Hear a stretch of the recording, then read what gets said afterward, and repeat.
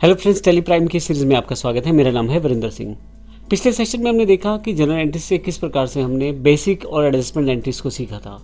इस सेशन में आगे चलते हैं और हम लोग ये सीखते हैं इस सेशन में डिस्काउंट को अगर हम अलाउ करें, यानी कि किसी को डिस्काउंट दें, तो हम उसकी एंट्री को किस प्रकार से कर सकते हैं, और अगर हमें डिस्काउंट मिलता है तो ऐसे केस में उस एंट्री को किस प्रकार से किया जा सकता है। इसके लिए हमारे पास यहाँ पहले से दो एंट्रीज अवेलेबल है। 1/6/21 को जेडी सन्स जो हैं उनका 20,000 रुपये का जो टोटल बैलेंस था, उन्होंने हमें 18,000 रुपये उसके सेटलमेंट में दिए हैं। और ऐसे केस में इसका मतलब ये हुआ कि 2,000 रुपये जो हैं वो हमारे पास डिस्काउंट अलाउड हो गया है यहाँ पे, यानी कि हमने उनको डिस्काउंट अलाउ किया। इसी तरह से 1/7/21 को एक एंट्री है, हमने सिद्धू फर्म्स के 12,000 रुपये देने हैं। तो सिद्धू फर्म्स के जो 12,000 रुपये देने हैं, हमने टोटल सेटलमेंट में उनको 10,000 रुपये दे दिए हैं। अल्टीमेटली 2,000 रुपये हमें यहाँ पे डिस्काउंट मिल गया है। तो आइए देखते हैं इस तरह के एंट्रीज को हम किस प्रकार से कर सकते हैं। सबसे पहले मेरे पास यहाँ ये बता दूं कि जेडी सन्स और सिद्धू फर्म्स का पहले से ही लेजर बना हुआ है। जेडी सन्स जो हैं, हमने इनसे पैसा लेना था तो ये हमारे सन्डी डेटर्स रहे हैं, और सिद्धू फर्म्स जो है वो सन्डी क्रेडिटर्स हैं। तो आइए देखते हैं किस प्रकार से इस एंट्री को प्रैक्टिकली हम टेली प्राइम के थ्रू कर पाएंगे। सबसे पहले मैं आपको ये बता दूं कि सिंपल फॉर्म्स में विदाउट क्रेडिट नोट और डेबिट नोट हम लोग ये वाउचर्स की एंट्रीज को कर सकते हैं डिस्काउंट की, लेकिन जब बड़ी कंपनीज हो जाती हैं तो उस केस में हमें क्रेडिट नोट डेबिट नोट को प्रयोग करना पड़ता है।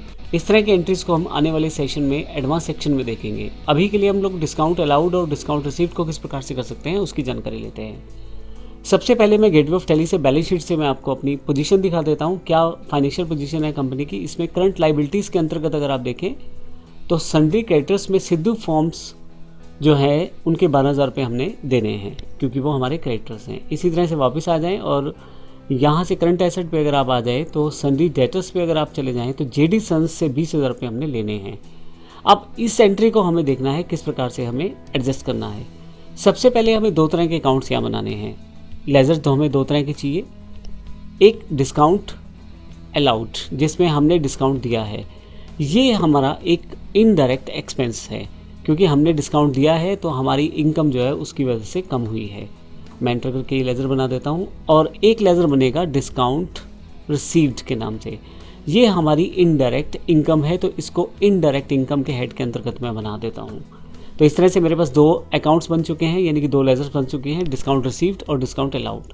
तो क्योंकि मेरी रिसीव्ड की एंट्री है तो मैं इसको रिसीव्ड में सिलेक्ट कर लेता हूँ।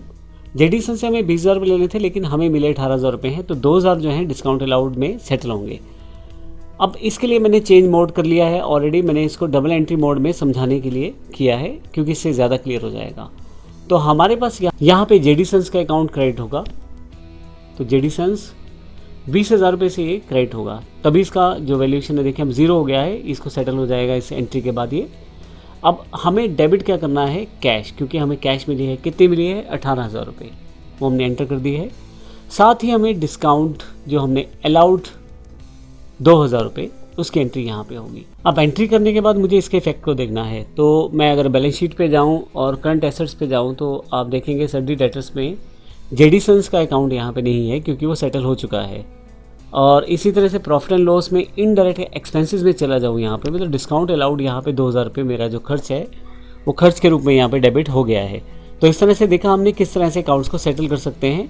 आइए इसकी अगली एंट्री को भी हम यहाँ से देख लेते हैं। आइए अगली एंट्री देखते हैं। इसमें हम सिद्धू फर्म्स जो हमारे क्रेडिटर हैं उनके हमने 12,000 रुपये टोटल देने थे, लेकिन हमने 10,000 रुपये दे के जो बैलेंस था वो एडजस्ट कर लिया है, यानी कि उसको सेटल करवा लिया है। तो अपने अकाउंट्स को यहाँ मैनेज करने के लिए हमें डिस्काउंट जो रिसीव हुआ है वो 2,000 रुपये मिला है। अगर मैं आपको टैली में पोजीशन दिखाऊं तो बैलेंस शीट पे अगर हम चले जाएं, यहाँ से करंट लाइबिलिटीज़ में अगर चले जाएं तो सन्डी क्रेडिटर्स जो हैं इसमें सिद्धू फर्म्स के नाम से 12,000 रुपये ड्यू हैं, जो हमने उन्हें वापस करने हैं।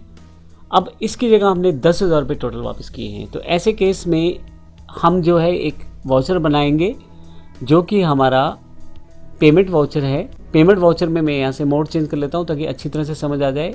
मैं डबल एंट्री मोड यहाँ चूज़ कर लेता हूँ। अब यहाँ पे सिद्धू जो फर्म्स हैं उनके हमने 12,000 रुपये देने हैं, तो इस केस में मैं सिद्धू फर्म्स जो हैं उनको डेबिट करूँगा। यहाँ से मुझे 12,000 रुपये टोटल उनके करने हैं, तो 12,000 रुपये मैं यहाँ पे टाइप कर देता हूँ। मैंने कैश पे किया है तो कैश, लेकिन कैश मैंने दिया है 10,000 रुपये। तो जो बाकी 2,000 रुपये हैं उसके लिए हमने एक अकाउंट डिस्काउंट रिसीव बनाया था, जो उसके साथ 2,000 रुपये को एडजस्ट करेंगे। तो अगर आप ध्यान से देखें तो सिद्धू फर्म्स जो है उनका अकाउंट बैलेंस जो है वो 0 हो गया है और कैश हमारे पास जो रिसीव होनी है, अगर आप ध्यान से देखें तो सिद्धू फर्म्स का जो अकाउंट है वो 0 हो गया है और जो कैश हमने पे की है वो 10,000 रुपये पे की है, लेकिन 2,000 रुपये हमने डिस्काउंट भी प्राप्त कर लिया है। अगर मैं इस एंट्री को फाइनल कर दूं यहाँ से, तो अब चलते हैं वापस बैलेंस शीट पे। और अब अगर आप करंट लाइबिलिटीज़ में जाके देखें सन्ड्री क्रेडिटर्स में, तो यहाँ पे सिद्धू फर्म्स नहीं है। और अगर मैं प्रॉफिट एंड लॉस में इनडायरेक्ट इनकम में चला जाऊँ तो यहाँ डिस्काउंट रिसीव्ड के रूप में 2,000 रुपये मुझे मिल गए हैं। तो इस तरह से ये एक इनडायरेक्ट इनकम हुई, इस कारण से हमारे पास यहाँ पे अवेलेबल हो गया।